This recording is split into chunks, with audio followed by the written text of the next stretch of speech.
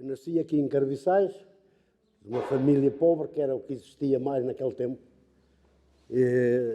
No entanto, cheguei à idade de entrar para a escola, os meus pais mandaram-me para a escola primária. Os seus pais eram daqui de Carviçais? Meus pais naturais de Carviçais, mesmo naturais daqui de Carviçais.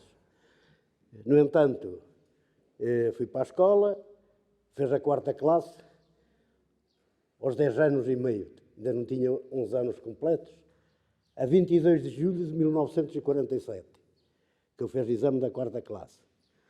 A seguir, a minha missão foi começar a trabalhar no campo. Não havia outra solução, não havia emprego, não havia coisa nenhuma, nem eu teria idade própria para isso. No entanto, comecei na lavoura, lavrar as terras, semear o pão, fazer por as hortas, essas coisas todas. No entanto, comecei, mas descalço, porque quando fui fazer exame da 4ª classe, eu tive que ir com sapatos prestados. Uma pessoa amiga que me prestou sapatos. Quando regressei, fui fazer exame a Moncorvo, cavalo nos burros, que a gente tinha, era o transporte, o meio de transporte que havia quase naquele tempo. Havia o comboio, mas não condizia com os horários. E então fui com sapatinhos prestados, lá me arranjaram um fatinho para vestir, mas o calçado não havia. Quando regressei, teve que os ir a levar ao dono, à pessoa a quem pertencia. Logo a seguir, começaram as sementeiras do centeio. O meu pai, para arramar o adubo e a semente, entregou-me até os burros para eu ir lavrando, para ir acompanhando, para ver se rendia mais o serviço. Mas que eu andava descalço e que as pedras queimam nos pés, andava já com os pés todos morrados, tudo. Isto foi ali por meados de setembro. Ao dia 24 de setembro havia um mercado, havia uma feira cá, como continua a haver, aqui em Carviçais, e recordo-me muito bem que o meu pai diz-me assim: olha, amanhã é feira, não viemos a semear, ficamos na feira que eu quero-te comprar umas botas. Mas a mim, no outro dia seguinte, dia da feira de manhã, as botas nunca mais me lembraram. Lembro-me, foi junto de mais 2 ou 3 amigos e fomos armar ratoeiras aos pássaros. Após nas tantas, quando andava por lá, já às horas do dia, é que me lembrei das botas. Ora, quando eu regressei, eu já sabia que levava um enxerto de porrada. E assim foi mesmo. Quando eu regresso, com muito medo e tal, mas teve que ir para casa mesmo. Ora, o meu pai deu-me um enxerto bom e mandou-me então buscar as botas a um determinado sítio que ele tinha comprado por o pé de um outro rapaz da minha idade, mais ou menos. Lá vou eu buscar então as botas. E lá calcei, lá continuei então. Mas ao cabo de pouco tempo, as botas desapareceram. Pontapés às pedras e à bola, essas coisas desapareceram. Já passei o inverno descalço outra vez. Então depois a seguir, como já ia trabalhando, então começaram a comprar calçado e por ali seguir por ali fora.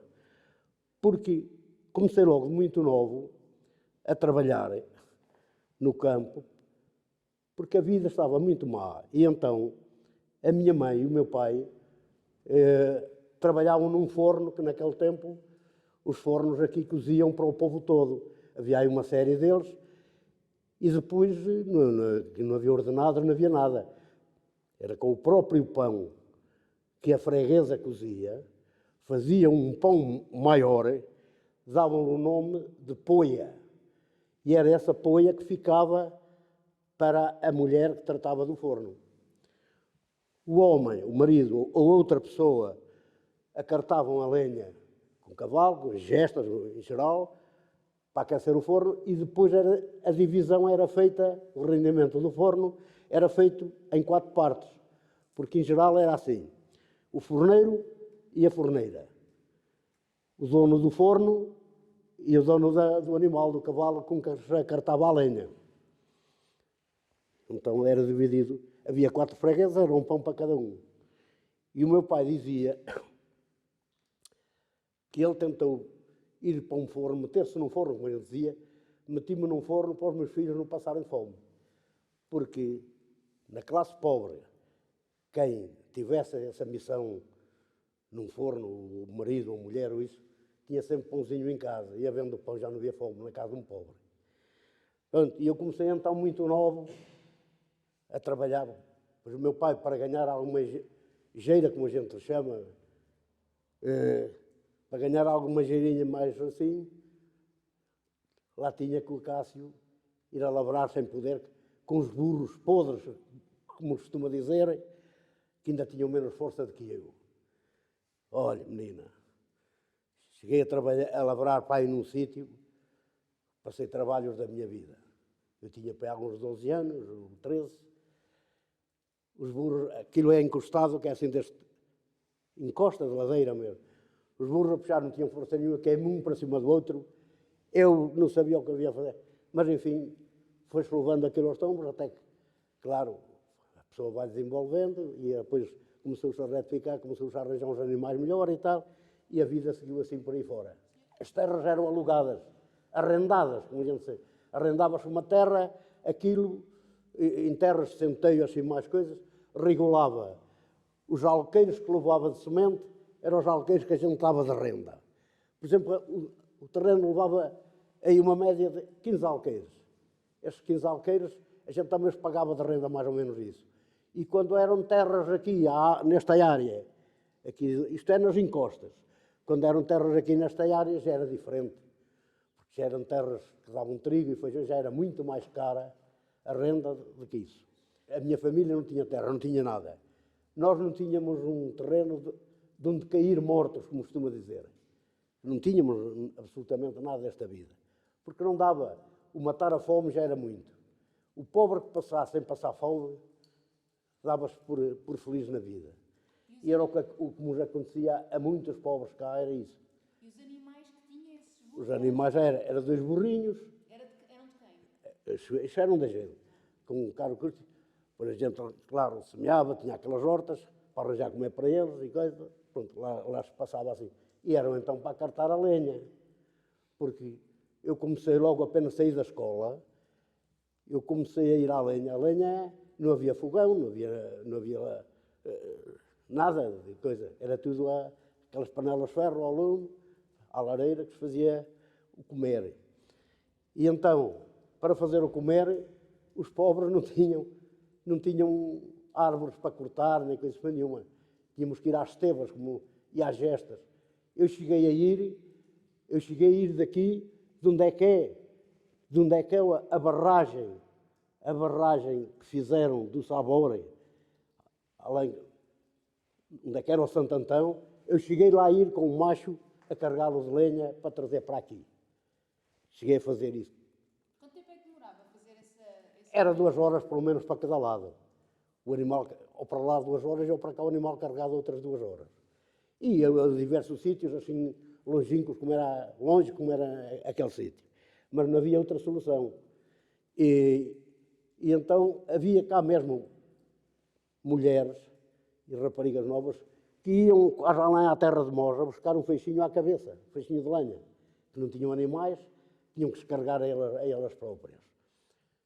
Claro, pois a uma certa altura, aos 17, 18 anos, a vida toda, a gente começa a namoriscar e casei. Não fez serviço militar? Não, infelizmente não.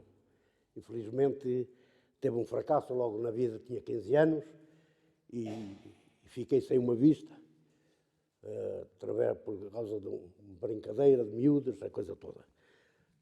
E então foi isso que era o suficiente para eu nunca ser militar, e não sendo militar não podia ir muito além, não é? Sempre exigiam toda essa coisa, mas depois casei, tinha quase 21 anos, e então fui daqui para Lisboa a saber de trabalho. A sua mulher é daqui? A minha mulher era daqui. Fui, Foram os dois ou foi só o Sr. António? em princípio, fui só eu.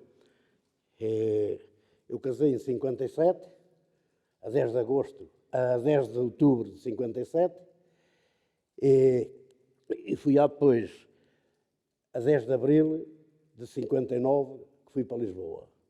E a minha mulher foi para lá, a seguir, logo no mês passado, no mês de maio, foi para lá, e levou uma filha que eu tenho, felizmente tenho uma filha ainda, e já foi quando ela tinha a miúda 8 meses, quando foi. E por lá começamos a nossa vida. Onde é que eu andei nas obras, muito tempo, e onde é que eu me empreguei depois? Na fábrica de louças de Sacavém. Trabalhei lá 31 anos, na fábrica de louça. Até que a minha mulher trabalhava há dias. A minha mulher ainda era daqueles tempos que ia ganhar 25 tostões, 5 coroas à hora, a lavar roupa em tanques e a esfregar escadas. Não havia máquina, não havia nada naquele tempo. Lá em Sacavém tinha umas poucas casas. Depois vivi em Lisboa 10 anos. Aliás, em Sacavém vivi 10 anos e depois mudei-me para Lisboa, que esteve lá 21 anos. Sempre a trabalhar na fábrica. Mas trabalhei sempre na mesma fábrica, até que a fábrica um dia faliu, como tantas, infelizmente. Ficou até ao fim, o Sr. Acácio? Naquela altura, hein? Ficou até ao fim da fábrica, o Sr. Acácio? Eu esteve sempre até ao fim. Não pagava muito, mas pagava atempadamente, era certinho ordenado. Eu trabalhei na fábrica que desde o início do fabrico de qualquer peça que se lá fabricava, porque aquilo fabricava sanitárias, louça doméstica e azulejo. Tinha os 3 setores. Eu desde o barro que vinha das barreiras até à peça que saía do forno, ou do armazém, que era a última coisa de onde saía, que é do armazém, eu tinha quase conhecimento de tudo, porque passei por aqueles trabalhos quase todos. E lidei muito tempo com um homem que chegou lá a ser chefe-geral, e então o homem explicou-me muitas coisas e aprendi muito através daquilo. Mas a minha função maior foi prensador de azulejo, fazer azulejo, com uma máquina manual. Depois esteve nos fornos de cozimento, fez, pronto, diversos trabalhos. A prensadora era a prensa, e então o nome que davam à pessoa que trabalhava com ela é a prensadora. Mas como é que era a sua função? O que é que tinha que fazer? A minha função era deste género. A máquina não era automática, era manual, não é? Aquilo gerada mais ou menos por eletricidade também, a roda. Pois uma pessoa estava nesta posição. Eu a trabalhar de um lado, havia uma bancada, a máquina suspensa ali, trabalhar mais ou menos a esta altura, e então havia uma mulher de um outro lado auxiliar a tirar o trabalho que eu fazia. Eu prensava um azulejo de cada vez. E fazia 5.600 por dia. 5.000? 5.600. Para ganhar naquele tempo 86 escudos, que era a jorna. A jorna da fábrica era a 32 escudos, mas nas máquinas já era uma posição diferente, como outros trabalhos que lá existiam, e então titulavam aquilo já com um ordenado já mais elevado. Havia uma espécie de uma raquetezinha em madeira, a gente tinha o barro ali ao lado de uma caixa, puxava, metia-o com a mão esquerda debaixo do molde, mas a máquina sempre a trabalhar, por baixo para cima. E então na alavanca a gente é que funcionava com a alavanca para prensar, e o pé estava suspenso e o outro num pedal que era para trazer o trabalho acima. E conforme eu prensava e trabalhava, vinha acima o azulejo, a mulher tirava-o fora, fazia o acabamento e colocava ali numa placa, dali ia para o enxugue, do enxugue ia para o forno, e do forno depois era vidrado e tal. Lá dava aquele seguimento todo.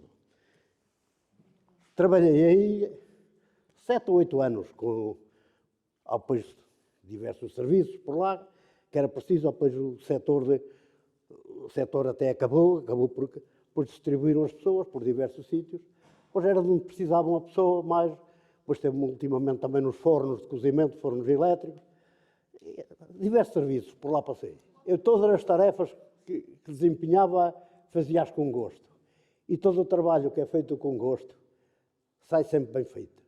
Pode não sair, mas a gente insiste com ele e acaba por fazer. E qualquer trabalho que faço, que me dedico a fazê-lo, faço com gosto. Seja o trabalho que for.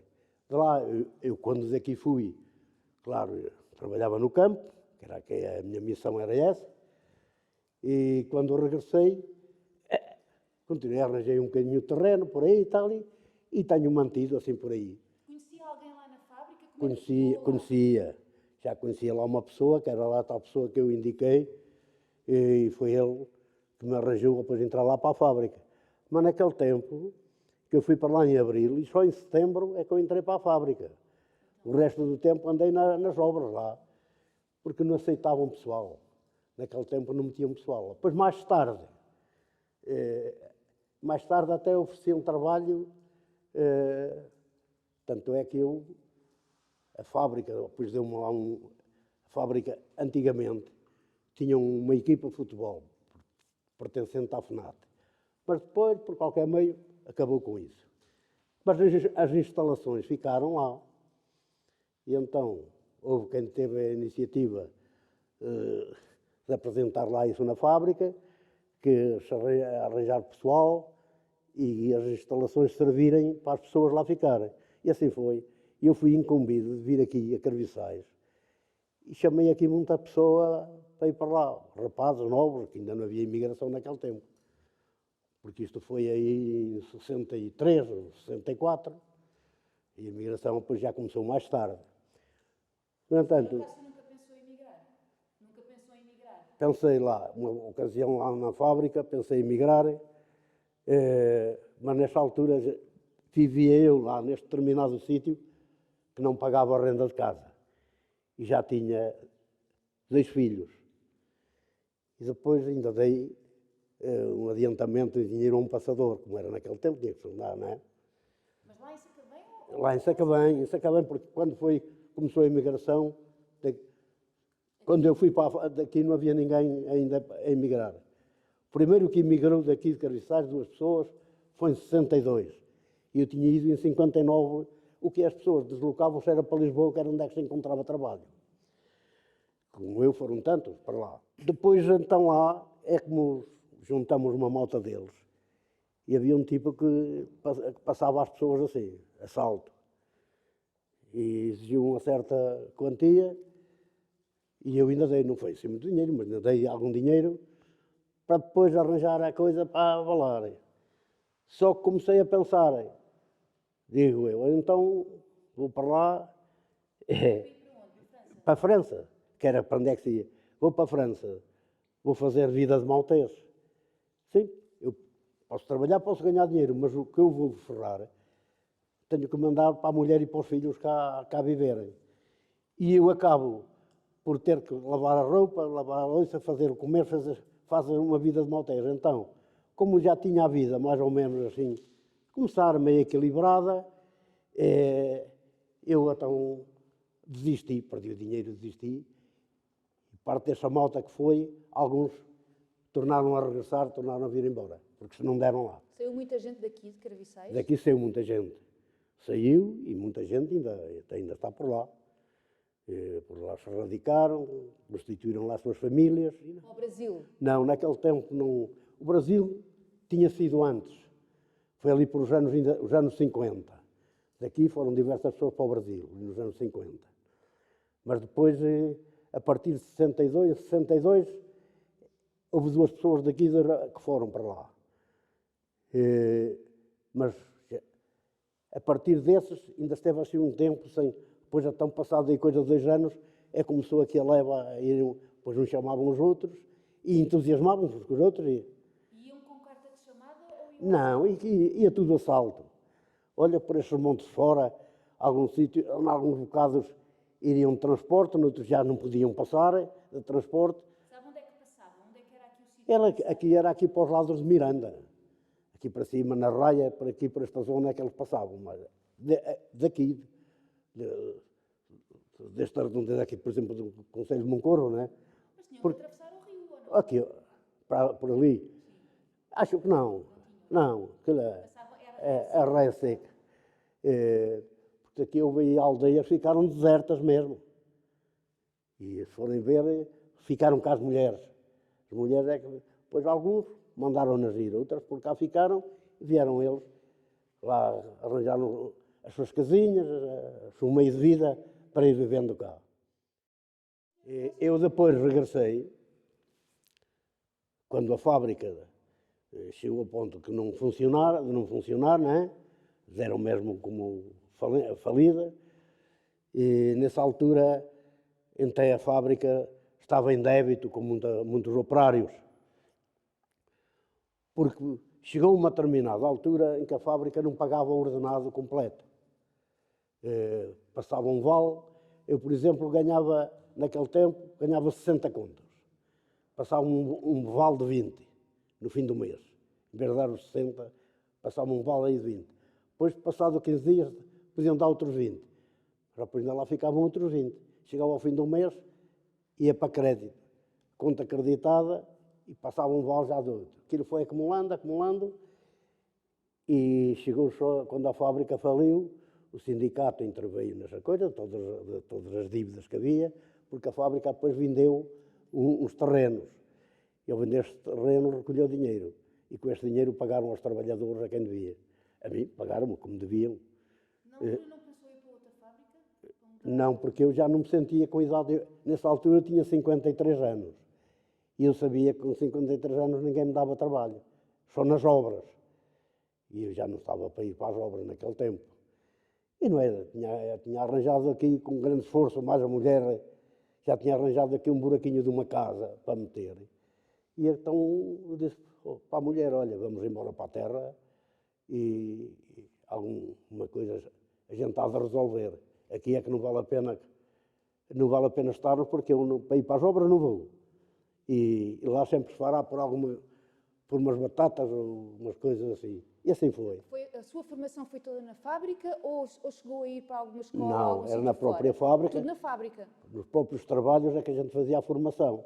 Havia sempre os mais antigos que explicavam e depois a dedicação da pessoa no trabalho é que se aperfeiçoava, é que fazia as suas coisas. E havia pontos onde é que era preciso já mais um bocadinho de conhecimento, ter um bocadinho de escrita e saber ler. Por exemplo, trabalhei ainda nos fornos elétricos. Aquilo era preciso tirar ali das temperaturas e aquela coisa toda. Claro, mas aquilo tudo se aprende, que é assim mesmo. Então, ficou só a trabalhar com os mínimos para arrematar lá o resto do trabalho, vender algumas louças que havia, alguma coisa. Ficaram, pois, quando é assim, dão sempre a preferência aos mais velhos, não é? Por exemplo, estávamos os dois a trabalhar num serviço, o outro era mais velho, foi o que lá ficou. Fomos então para o Fundo de Desemprego. Para o Fundo de Desemprego, chegou a altura, foi para ali fora, já tinha uns anos bons também de caixa e de idade, e passa das doenças e coisa, e então acabei por ir para a invalidez. A fábrica de Loiça de Sacavém, não é? Eles demoliram aquilo tudo, mas houve uma parte, ou uma chaminé que está lá e transformaram em Pois, museu. Já lá sim. voltou entretanto ou não? A fábrica depois, aquilo foi vendido e fizeram lá um bairro. Sim, mas deixaram lá a E chaminé. está lá uma chaminé, porque acho que é um museu da louça, não é? Nunca foi lá ver Eu o museu? não, eu nunca fui lá. E eu ainda até nem queria morrer sem ir lá ver Pois. aquilo. Então, e quando regressa aqui, como é que foi a sua vida depois? Como é Depois, que se orientou? olha, depois chegamos aqui a Carviçais, já tinha cá o buraquinho da casa, apareceu-me logo aí um bocadito de terreno, de onde é que eu comprei. Depois comecei lá a preparar aquilo e tal, tinha uma casinha de campo, que se chamou uma pequenina quinta. E eu, com todo o gosto, fiz ali uma coisinha, onde tira batata, feijão, e pronto, frutas, essas coisas todas. E passava o meu tempo. Havia aqui um café que se deu vago. E então ao proprietário acabou por me dizer se eu queria tomar. E foi então, ficamos com o café, teve até o café 21 anos ainda também. Onde é que o café? Era a mulher que estava a entregar aquilo. A mulher, mas era a minha mulher, nem o nome dela sabe assinar. Porque na altura em que ela havia de ir para a escola, a mãe entregou-a a outras pessoas só por o sustento. Que ela casou e nunca teve quase um ordenado em lado nenhum, era só por a merenda. E ela tomou conta do café e era ela que fazia as compras e as vendas, essa coisa toda. E a analfabeta não conhecia uma letra do tamanho do comum. E as pessoas davam-se muito bem com ela e sempre correu bem, até que chegou a uma altura que nós propriamente já não podíamos e entregamos aquilo. Entregamos até o café. E eu lá trabalhava para ir no campo, no que calhava, e tem sido assim a nossa vida. Mas trabalhava para si ou... Para mim, ajudava outros ajudavam-me a mim, fazia assim. Era assim. Depois reformei-me, a mulher também era pequenina, mas a mulher também estava reformada, e fomos vivendo assim, felizmente. Quando estava em Lisboa, com que frequência é que vinha aqui a Carviçais? Olha, em princípio, a vida não me permitia, demorava só era quase na altura das férias, de ano em ano. Depois, mais tarde... Nas férias do verão? Nas férias do verão? Quando Sim, férias do verão, sim. Depois, mais tarde, disse que a vida já melhorou um bocado. E eu trabalhava por turnos, e então tinha a oportunidade, um fim de semana, de juntar 2 ou 3 dias. E vinha cá constantemente. Depois eu também tinha, o que me puxava mais era, eu caçava, tinha o vício da caça, cacei quase 50 anos. E então, nessa altura, aproveitava, vinha cá quando era no tempo da caça e juntava umas coisas com as outras. Em princípio, íamos de comboio, quando ia assim nas férias, era um dia e uma noite. Para lá, a gente saía daqui às 11 horas no comboio, chegava lá às 8 horas da manhã. E onde é que apanhava o comboio aqui? Que apanhava aqui mesmo na estação, quando ele ainda existia. Depois, mais tarde, acabaram o comboio, já era na caminhonete, a caminhonete era algumas 10 horas, 8 ou 10 horas que era. E ainda cheguei a vir em diversas caminhonetes, de diversas empresas. Depois, mais tarde, até a gente já começou a vir de carro, já é mais rápido. E foi a vida, foi alterando, assim. E hoje já é mais rápido, não é? Hoje já demora muito menos tempo. Agora é uma viagem daqui a Lisboa são 4 horas, a brincar. E agora o meu filho esteve aí, e é o que ele demora, ele a ir e o vir. Depois, então, o filho, não contei quando viemos então embora, o filho era taxista, trabalhava na praça e tinha lá a vida dele, não era? E a filha também tinha a vida dela, que era empregada nessa empresa, na empresa Móvel e Flor, empresa de móveis. Ela trabalhava lá nos escritórios, foi para lá com 16 anos, reformou-se há coisa de 2 anos. Teve lá uns 40 anos que ela lá esteve. O que é que se produzia aqui? Que produção é que que os seus pais e que se produzia aqui? Qual era a produção agrícola aqui? A produção aqui era Carviçais? Era o centeio. Em geral, a força era o centeio. E trigo. E no sítio do trigo também cultivava-se o feijão frade, feijão pequeno, como nós chamamos. Nas próprias terras que dava trigo, dava feijão frade. Ano sim, ano não, porque a colheita era ano sim, ano não. Um ano era para preparar a terra. E depois no outro ano seguinte semeavas e apanhavas o cereal. O centeio era mais nessas encostas. Eu fabriquei muito, além naquela chapada, quase ao dobrar para trás, para a barragem, e da parte de trás, naquelas encostas. Eu trabalhei ali muito. Eu e uns animais que eu tinha, quando fui para Lisboa, ou seja, no ano que casei, tinha eu feito lá por terrenos, tínhamos lá arranjado 40 sacos de pão, só lá naquela, tudo fabricado, e aqueles montes que lá havia, eu derrotava os montes, e os animais, depois queimava-se aquela lenha toda, e depois vinha a altura de semear. E depois nas ceifas, depois quando se ia a carrejar, era só com os animais, a carregar os animais, trazer tudo cá para a eira. Depois, na eira, já a malhadeira, lá a máquina, já debulhava aquilo, já malhava-se o pão assim, era assim. E antes disso, era então a malho. A malho, as ceifas eram feitas à foice, aqui, eram feitas à foice, o pão ficava lá nas terras, um X de tempo, enquanto se fazia outras coisas por cá, depois acartava-se para as eiras, e depois aí nas eiras, então malhava-se até a malho. Depois o cereal, por exemplo, como era o meu caso, o caso dos meus pais, a gente tinha muitas rendas a pagar. Olha, pagava a renda das terras, isso era em primeiro lugar. Depois havia um palheiro, pagava-se com o cereal. Pagava-se ao barbeiro, pagava-se ao doutor, pagava-se ao ferreiro. Dali do cereal saía, pagava, não havia dinheiro, pagava-se a toda a gente não tinha dinheiro, que era assim mesmo. E o adubo que a gente da sementeira ia comprar, mas quem não tinha dinheiro para o pagar, ainda guardava até fazer a colheita, e depois, quando fizesse a colheita, era batido em grão, em pão. Mas aí já também metiam o juro. O juro, e naquela altura já era a 10% o juro, que era quanto custava. Aquilo chegava a ponto que o pobre, que fazia por o pão, quando ia dar por ele, ficava sem nada. Alguns ficavam a palha de certos terrenos que se semeava, granjeava-se, era malhado, chamava-se a pagar as rendas e a ver ficava lá sem nada. Ficava com a palha, era o que fazia. Mas não havia outro meio. Então quem é que transformava depois o cereal Depois, o cereal, havia até uns moinhos tocados em água, aqui numa ribeira, cá aqui para estes lados de Freixo. Havia uma série de moinhos, onde é que a água nunca acabava. E os moleiros então havia aqui uma série deles, uns 4 ou 5 que havia.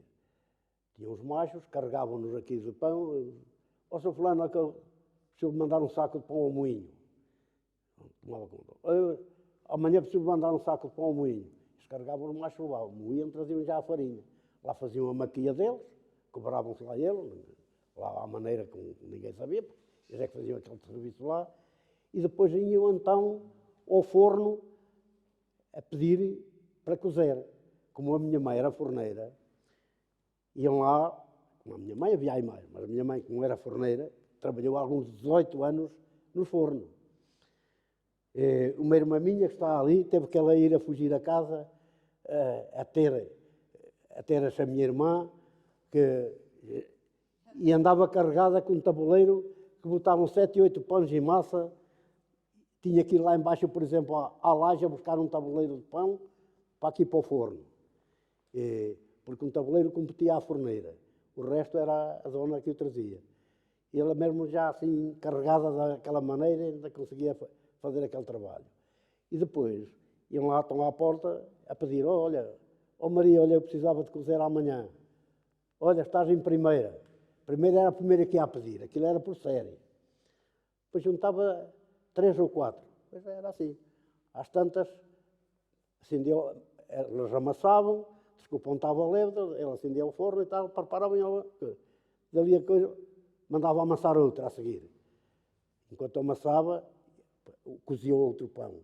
E era assim o seguimento. Cozia o pão, acabava por tirar a fornada do pão para fora, lá estava a dita poia, que era sempre um pão em geral maior, ficava a forneira e o resto levavam a casa freguesa. Trigo era 2 espécies. Havia as padeiras, havia 3 ou 4 padeiras, peneiravam o pão mais apurado, aquela farinha mais apurada. A outra, do lavrador, já era um pão, chamavam-la toda a peneira, já deixavam passar mais, era a peneira mais larga, isso, rendia mais. Agora estas padeiras que aí havia, faziam um pão mais fino, era então um pão e os moletes. O molete era de 4 quartos, e o pão eram os pãezinhos mais pequenos, e tanto é que isso originava no forno, não aquecer tanto o forno, porque aquilo cozia mais depressa. Bem, mas já as pessoas estavam à frente daquilo, já conheciam muito bem como era, e já tinham o máximo cuidado então com aquilo. E era assim feito. E os terrenos do centeio, do trigo e tudo mais, como é que era a água? De onde é que vinha a água para... Não, ora bom, Como é que vocês o geriam cereal, a água era a que vinha de cima, era. O que havia era outros, o sítio, por exemplo, como a gente chamava uma leira, onde é que se colhia as batatas, e os feijões, e as cebolas, e isso. Claro, em geral quase todas tinham água, ou poços, ou nascentes, era conforme o sítio de onde é que se encontrava. Tiravam-se as batatas, regava-se a terra, porque em geral naquele tempo quase nunca chovia, semeavam-se as nabiças, que era com essas nabiças que se criavam nabos de 3 e 4 quilos. E era com essas que davam depois de comer, que dávamos de comer ao gado no inverno. Enquanto não começava a vir a ferrão e as ervas mais verdes, era isso. Este rei já era à parte, já não dizia, já tinha que a gente fazer um contrato com o dono dos terrenos, porque os pobres não tinham nada. Não. Lá havia um outro que já tinha assim um bocadito, mas em geral a maior parte era tudo arrendado, como a gente dizia. Mas a água, havendo nascente ao poço, tinha dono ou era... No próprio terreno. O próprio terreno no próprio tinha. terreno. E quando às vezes havia sítios, até de onde é que própria água dava para 3 e 4 pessoas, conforme o terreno era. Mas conseguiam... Como é que se geria essa... Depois dividia-se ao dia. Até ainda no terreno que eu comprei existia isso. Nos tempos em que éramos 4, cada um tinha o seu dia da água. Tem a nascente, cada dia, enquanto não era preciso, não, mas quando a água começava a ser menos, tínhamos que dividir a água, para não chegar lá eu ir a regar e chegar lá não encontrar. Assim já sabia que no meu dia que eu tinha lá. Como é que dividiam, como é que faziam essa divisão? A divisão era o dia, era a corrente a correr por lá. Eu tirava, por exemplo, hoje à tarde, porque passou o dia que era meu. E depois à noite já era do outro. E todo o dia podia estar, ele também podia só tirar depois à tarde. Depois ele fazia na mesma como fez eu. Era ao dia. A gente fazia logo, combinava lá, fazia logo a conversa de início. Olha, meus amigos, vamos dividir a água. Já é pouca, e então vamos dividi-la, que cada um gasta no seu dia. O que a gastar, gastou-a. Se não gastar cá, fica para o outro. É a roda que vai correndo. Depois combinava-se, então. Quem é que começa? Olha, posso ser eu. Pronto. Terça, eu quarta, quinta, depois estava à volta. Que coisas é que produziam aqui? Normalmente era só isso. Era o centeio, o trigo, o feijão frade. Cultivava-se muito, havia muito feijão frade. Porque eram os terrenos que davam o trigo. E nessas terras por aí fora, terras barrias, dava tudo trigo. Onde deste trigo também dava o feijão frade. E então era depois a batata para consumo. E fruta, não? Fruta. Naquele tempo, depois já começou, houve aí um doutor ou dois, começaram a plantar, depois a partir daí é que já as pessoas começaram a incentivar e já plantavam. Que fruta é que aparecia aí? Que fruta é que começou por aparecer? Maçãs. Não havia de antes, era isso? É isso? Havia pouco cá. Agora, depois começou, depois até qualquer um que emigrou para fora, comprou um terrenozito cá, não é? Ou comprar um terreno, plantava as árvores. E plantou-se muito, e amendoeiras, e essa coisa. Porque aqui o forte daqui era a amêndoa, a azeitona também, o azeite. E tudo isso que o campo desce, que a terra desce, depois as pessoas aproveitavam, uns mais que outros, porque já sabem, há os que têm mais habilidade uns que outros para fazer as coisas e para dominar. Vá. Se sempre se plantou aqui amendoeira ou é uma coisa mais forte ultimamente? Se calhar antigamente havia mais aproveitamento nisso, sabe porquê? Porque dava muito dinheiro à amêndoa. Cá, então, era o seguinte, ninguém podia ir ao rebusco, vá, como nós chamamos, da amêndoa perdida. Havia um dia destinado, havia uma comissão de proprietários que destinava, mesmo até a amêndoa e a azeitona, havia uns dias marcados para o início da apanha. E depois para o rebusco, para os pobres a saber de algum perdido, havia um dia certo também. Só a partir daquele dia é que se podia ir ao rebusco. E então eles aproveitavam aquilo muito bem porque a amêndoa dava muito dinheiro. Naquele tempo. Isso quando abria o rebusco, você não queira saber o que se juntava. Por aí vai.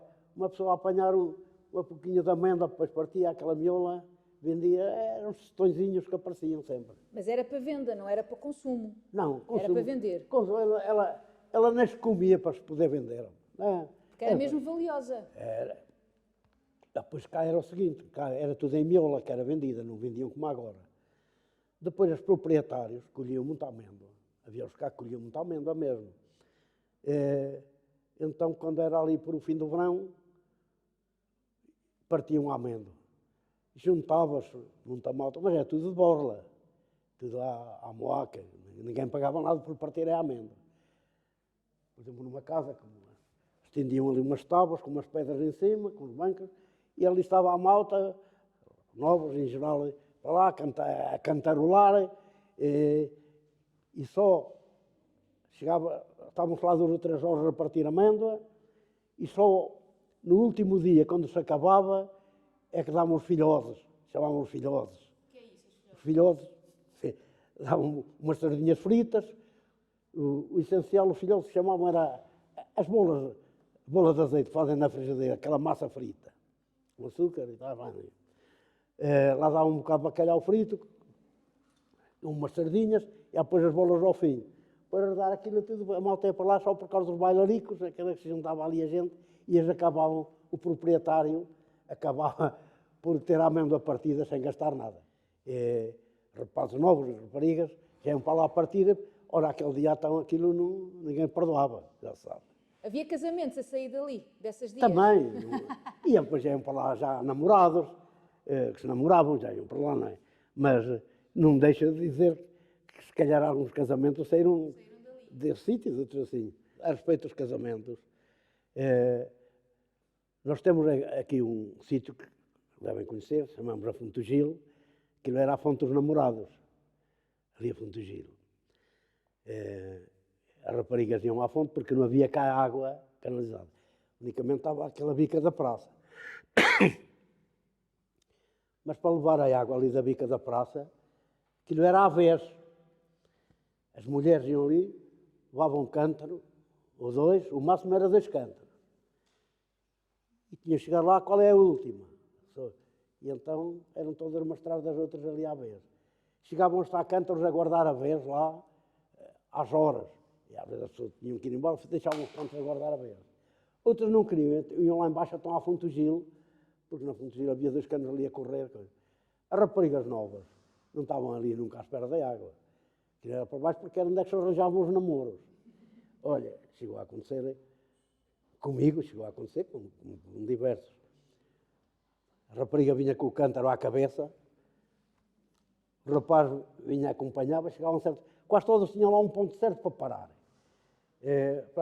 Já estar ali 1 hora com o cântaro em cima da cabeça, terreteteu, pardais ao ninho, e então elas às vezes chegavam a casa, e outras nem chegavam a casa, despejavam o cântaro para longe para lá voltar outra vez.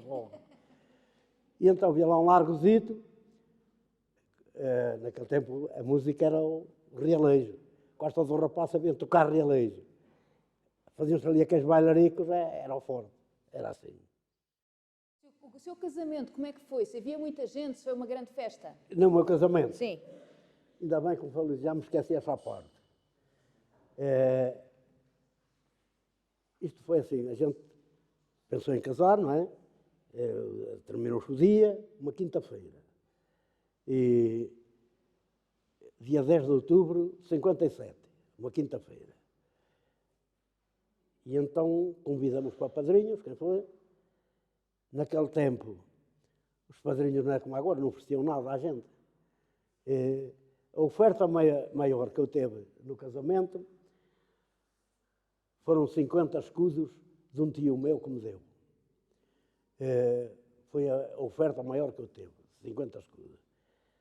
Algum convidado dito lá, pessoas da gente, uma caneca, um cobertor ou qualquer coisa, mas a nós pouco nos aconteceu disso. E então, eu já andava com a ideia de ir embora para Lisboa nessa altura. Nem casa tinha arrenda, nem nada. Mas lá fomos ficar, lá ficamos numa casinha baixa. Lá passamos a noite de núpcias, ali nessa casinha. A casa, a porta já estava toda escavacada. Teve que a mulher andar lá a pôr um cobertor de trás, que da rua via-se lá para a cama. Outro dia, logo de manhã cedo, logo de manhã ainda não havia sol. Já o meu pai estava lá a bater à porta, para irmos a semear trigo, para uma terra ali para a Devesa.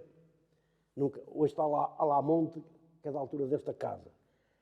E depois foi assim, a trabalhar e por aí fora. Animais, havia que... Animais queria já, quando eu era assim rapaz mais novo, quando saí da escola, em seguida até ali aos 15 anos, os animais tínhamos, eram um bocadito fracos, eram os burritos, coisas. Mas depois criamos um burro já forte e a seguir compramos um macho.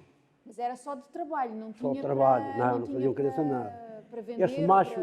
Este macho, o meu pai, com muito custo, sabe como é que foi a maneira dele comprar esse macho? Foi uma pessoa, já morreu aqui há 3 ou 4 anos, que o comprou ao ganho ao meu pai. Foi comprar a mogadura aos Gorazes, que é no dia 15 de outubro, fazem essas feiras grandes, foram lá comprar ao ganho. O macho era daqui de Carviçais, de uma égua cá de Carviçais.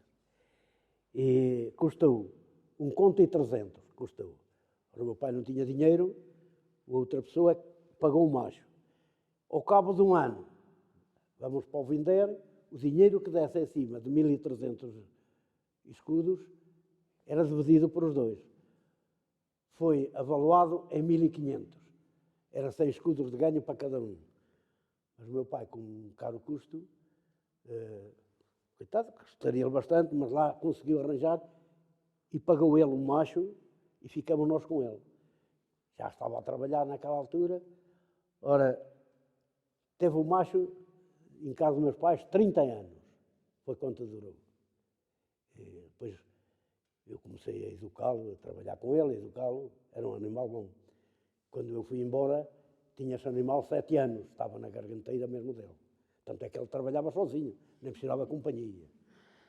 O meu pai cá ficou com ele, cá enquanto casou, até que o macho durou este tempo todo. Mas os animais eram nossos. Quando precisavam de comprar coisas, como é que faziam? A que feiras é que iam? As feiras aqui constavam de tudo.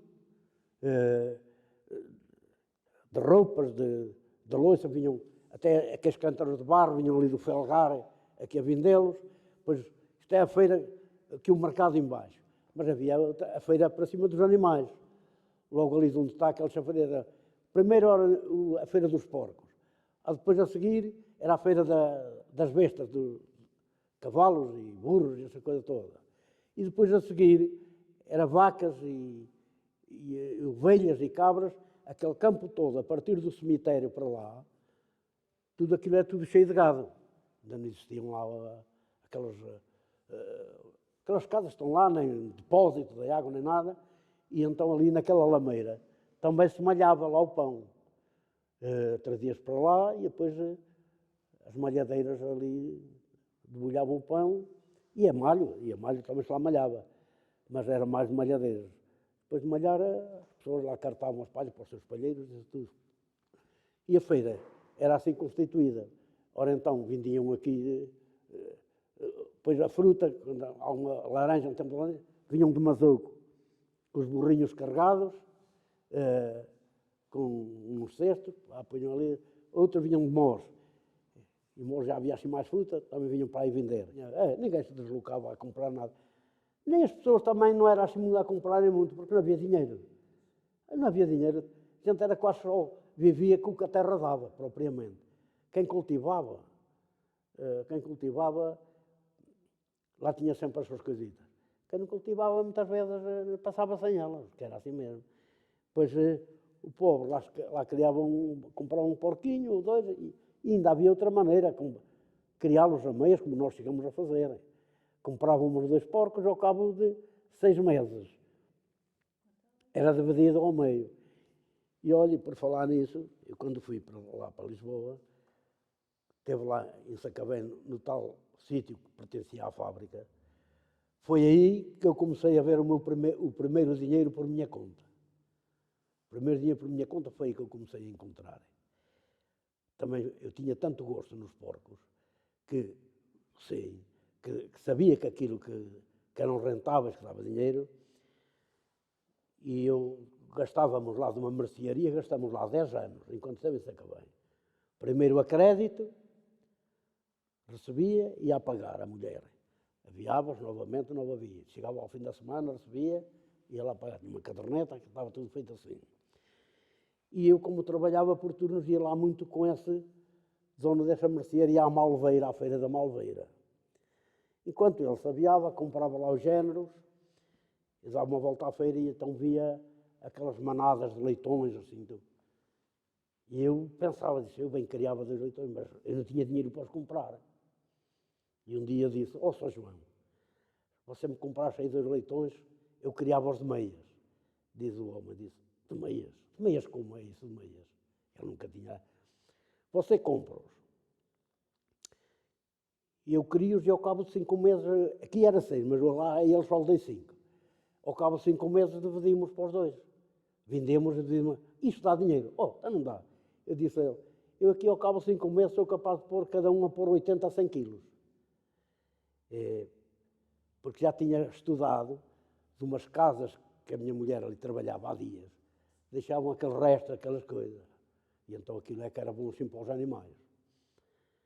Dizia ele, então nisso vamos comprá-lo. Então espera, Paulo, eu vou lá arranjar uma barraquinha, pôs lá meter e depois para a quinta-feira viemos. Assim foi. Então, dentro de uma saca, lá no porta-bagagem, chegamos, já tinha lá tudo preparado. Ao cabo dos 5 meses, mandei lá ir um gajo que matava, tinha um talho, e foi lá, quanto é, cara? 4 contos. Para ver, não, dá as 4 contos e 2 quilos de bifanas, que é um para mim e outro para o dono dos porcos.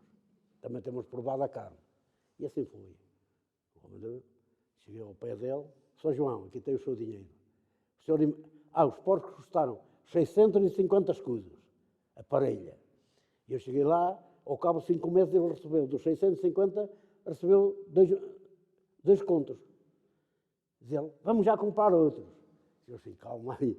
Digo assim, São João, agradeço imenso, mas eu agora com este dinheiro já vou comprar eu para mim. E assim foi, comecei a comprar e depois criei lá, ainda lá fez matança, e além de comprar, depois ainda comprei lá um vitelo ou 2, que ainda lá criei também, por esses é que davam o dinheiro. Mas depois a fábrica vendeu os terrenos, ainda lá esteve alguns 5 anos nesse sítio. A fábrica depois vendeu aqueles terrenos e eu fui chamado lá a coisa e disseram, lá o chefe da secção pessoal disse, olha pá, tens que arranjar para onde é que ir, porque a fábrica, isto foi no mês de dezembro, até julho, porque a fábrica vendeu os terrenos, portanto tens este período todo. Depois lá fui arranjar, então lá para Lisboa. A outra, fui para Lisboa, porque depois, claro, já tinha 2 filhos, para um quarto eu não podia ir a viver. Uma casa eu não ganhava o suficiente, a mulher não estava empregada. Era o que eu ganhava na fábrica. O que é que então acontece? Havia cá umas pessoas da terra, umas pessoas daqui, que se tinham inscrito na Caixa e saíram numa casa em Santo António dos Cavaleiros, de onde morava, em Lisboa, no bairro, chama-se a Quinta dos Peixinhos, que é encostada ao Alto São João, vivia lá numa humilde barraca, como a gente titulava o nome. E então ele soube que eu ia a ser desalojado e foi ter comigo se queria comprar, se queria ficar eu com ela. Lá fizemos o ajuste, 5 contos que eu dei por a barraca. Que este dinheiro já eu tinha granjeado dos porcos e daquilo que tinha vivido. Porque já sabe, aquilo para apurar dinheiro naquele tempo era muito difícil. Mas eu, com aquela criaçãozinha e tal, já tinha casado isso. E lá fomos, metemos lá de noite, porque a gente tinha que entrar para lá de noite, porque havia guarda, polícia da Câmara, a fiscalizar o bairro. E aquilo apenas a gente batesse lá um prego assim, já estavam lá em cima da gente. Eu lá combinei com um gajo para me levarem as coisas, os tarecositos que tinha, de noite, o outro saiu, a gente enfiou-se lá, ainda foram lá bater à porta depois, ainda para pôr lá para fora, mas a gente insistiu e lá ficou, e esteve lá depois 21 anos que eu lá vivi. Era um bairro que não deixo de dizer, aquilo ali parecia uma família, toda a gente, uma família autêntica. Não se ouvia ali um toque-remoque, cada um tinha a sua barraquinha, uns melhor, outros pior, depois já dependia de cada um deles. Depois, quando veio a Revolução de 25 de Abril, claro, puseram água, puseram luz, tudo, foi tudo coisa. Quando eu de lá saí,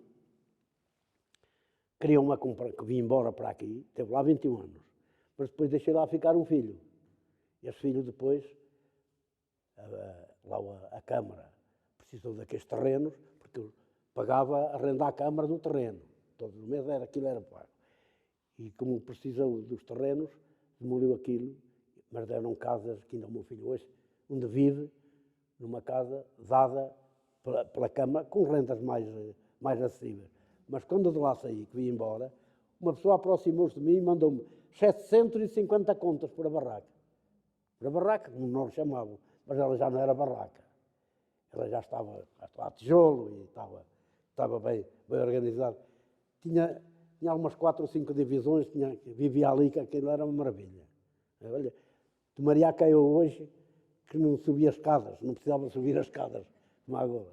Senhor Cássio, uma última pergunta, antes de fecharmos. Quais eram as principais festas aqui da aldeia ou da região? Como é que era? As festas aqui pois, era na força do verão. Havia sempre as festas da terra, né? Começava aqui nos Tevais, o São Lourenço. Depois ia o Felgar, São do Amparo, aqui próximo. Souta Velha, Moja, estas férias. Depois juntava-se a malta a pé. Íamos a pé, que aqui não havia transporte. Aqui para o Felgar ainda a gente regressava de comboio à noite. Lá fazia um comboio até aqui. Mas claro, depois as coisas começaram-se a desenvolver, agora ultimamente já era diferente. Mas naquele tempo é que eram festas, que as arraiais já era. Aquilo é que eram arraiais. Chegava a meter, eu cheguei a ir à festa do Santo Antão, lá embaixo, onde é que mudaram agora a capela lá para cima, para o alto, quando era cá embaixo no Rio. 4 bandas lá chegaram a ir. Havia bailarico? O bailarico era, tocava esta, a malta corria ali à volta dela. Depois aquela parava que tocava a outra. E era assim. Depois, o bailarico já sabe como era quase só as pessoas que se conheciam uns aos outros. Mas lá conheciam os de Carviçais, conheciam os do Souto conheciam depois a gente lá se juntava e fazia aqueles bailaricos. E então havia outro processo cá, também no meu tempo de rapaz, eu mais uma malta dele, uns 3 ou 4, juntávamos, andávamos todo o dia a trabalhar, e à noite, agora quando era o mês de maio, juntavam-se aqueles ranchos de raparigas que andavam nas mondas do trigo, e ficavam lá, além no cabeço, como nós chamamos. Íamos daqui para lá, só para andámos lá até às tantas a dançar. Regressávamos lá para cá, chegámos a vir por caminho e alguns ficarem a dormir, um aqui e outro lá. Porque depois a gente tinha que trabalhar todo dia, outro dia. Depois chegou a acontecer comigo, disse assim, eu à noite amanhã não venho. Mas quando chegava à tarde, aparecia um ou outro, começava a quedar lá e voltávamos outra vez. Aqueles bailaricos assim, havia quem gostasse daquilo, outros não ligava. Aquele que gostava era capaz de deslocar. Olha, eu aqui era aqui para o Souto, era onde conhecia a rapaziada, e nos Tevais também. Ainda vou contar outra. Uma ocasião zanguei-me com o meu pai, e então já eu tinha 20 anos, eu é que estava entregue lá à lavoura, as coisas lá porque o meu pai andava por fora, ganhava uma gente a limpar e essa coisa. E eu lá me zanguei com ele e pensei ir servir. Para onde é que pensei ir? Para Meirinhos.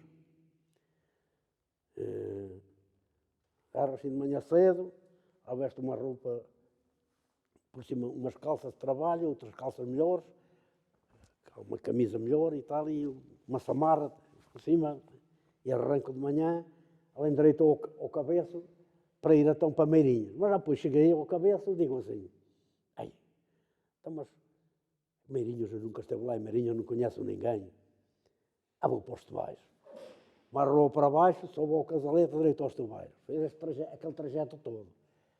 Em jejum, sem comer nada. Cheguei lá aos Tevais, um pai 11 horas.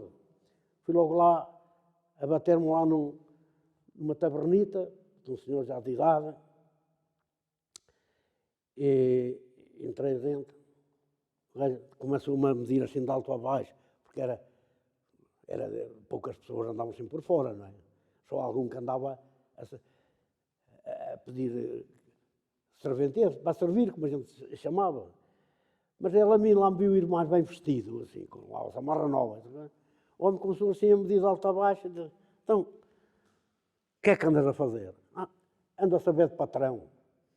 Patrão, tu? Então, de onde é que és? Sou de Carviçais. Quem é que pertences? Oh, pertenço lá, se é assim, que chamam os bolotros.